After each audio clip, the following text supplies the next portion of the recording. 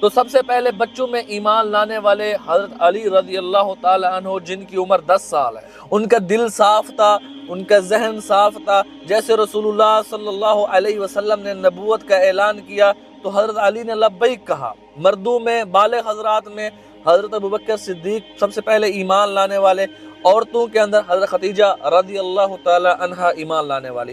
اب اس معاملے کو موضوع سخن بنایا جاتا ہے کہ کسی مجلسوں میں، کئی معاملات میں، کہ حضرت علی رضی اللہ تعالیٰ عنہ پہلے ایمان لانے والے، حضرت ابوبکر صدیق یا پہلے ایمان لانے والے۔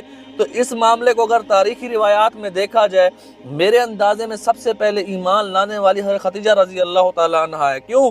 جب آپ صلی اللہ علیہ وسلم نے حضرت جبریل کو دیکھا تو وہ سب سے پہلے اپنی زوجہ محترمہ کے پاس گئے، انہیں کہا مجھے چادر دو، مجھے کمبل دو، مجھے ڈھانپ دو، مجھے اپنی جان کا خطرہ ہے، اپنی ہلاکت کا خطرہ ہے۔ تو حضرت خدیجہ رضی اللہ تعالی عنہا نے تسلیاں دی، انک